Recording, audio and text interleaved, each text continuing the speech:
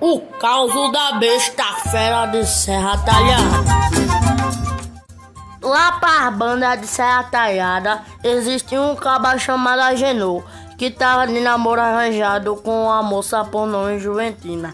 O casal tinha marcado para se ver no centro da cidade para namorar um pouco antes de Agenor pedir permissão ao pai de Juventina para firmar o namoro.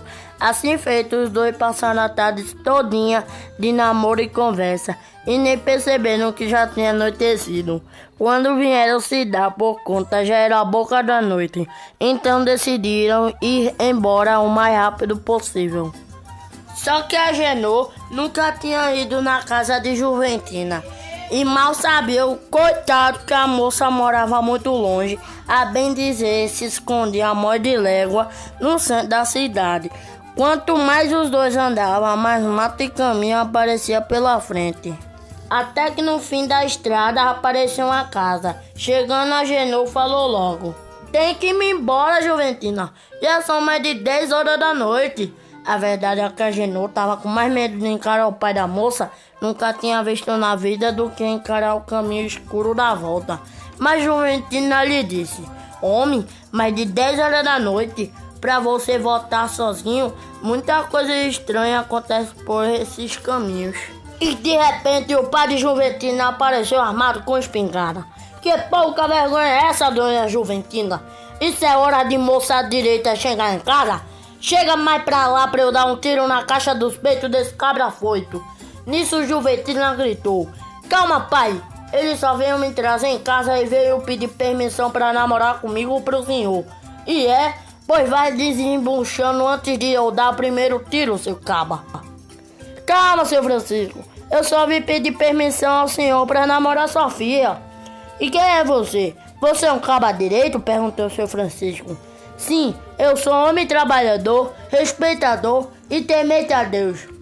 "Então tá certo, mas vai namorar minha filha na minha vista e na frente da minha casa." "O senhor tá certo, seu Francisco, o senhor tá certo." Aproveitando a situação, Juventina pediu ao pai que Agenor passasse a noite ali, já que estava muito tarde e perigoso para ele voltar. E seu Francisco respondeu: "Tá certo, mas ele vai dormir na frente de casa. Não fica bem namorado dormir debaixo do mesmo teto do que a namorada. Toma essa rede e arme no pé de pau. E pode dormir tranquilo, que não vai chover. O céu tá todo estrelado. Durma bem." A casa de Juventina ficava no meio da floresta. Agenor então se viu na noite escura e com os barulhos assustadores da mata. Era mais ou menos 11 horas da noite, quando Agenor se enrolou na rede. Como não era acostumado a dormir em rede, ficou se remexendo pra lá e pra cá, sem sono. Quando o relógio deu uma meia-noite, o ruivo assustador. Aí ele pensou: "Mas Juventina não cria cachorro, que bicho pode ser?" Agenor lembrou logo do povo falando de um lobisomem que havia rondado a cidade há uns tempos atrás. Mas ficou tranquilo ao se lembrar que não era noite de lua cheia, essa sim preferida pelos lobisomens. Mas de novo outro ruivo quebrou a noite. E por cima da rede, Agenor olhou ao redor à procura de algum animal, mas nada viu. De repente, na boca da mata, ele viu a criatura, dona dos ruivos. Era o lobisomem que vinha em direção à casa de Juventina.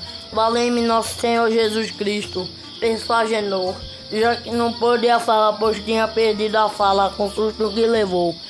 O coitado gelou a espinha e ficou quieto para não ser visto pela besta fera. O bicho passou tão perto, mas tão perto, que Agenor sentiu a catinha de chofre e carne podre vinda daquele satanás peludo. De vez em quando o lobisomem parava no meio do caminho, farejando um ar feito cachorro. Agenor pediu para Deus que o lobisomem seguisse em frente e sumisse no meio da mata. Mas levou um susto quando o danado descomungado apareceu por trás dele. E ele pensou em gritar, chamando seu Francisco e sua espingarda, mas a voz lhe faltou. E assim a madrugada foi indo. Por 6 vezes o lobisomem rodeou a casa e na última ele parou pertinho do Agenor. Agenor quieto ficou e viu o bicho virar gente. Só que o lobisomem se transformou em seu Francisco. Agenor ficou de queixo caído com aquele acontecimento. E depois dessa desagradável revelação, Agenor ficou esperando o dia amanhecer. Então logo o sol apareceu e Agenor pulou da rede e pensou que ia sentir falta de Juventina, mas com seu lobisomem ninguém merecia ter. Então meteu o sebo nas canelas e foi para casa.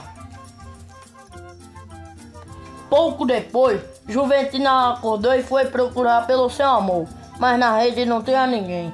Procurou pela mata e chamou, mas ninguém respondeu. E pensou consigo mesma que não tinha sorte no amor, pois aquele era o quinto namorado que sumia sem motivo algum.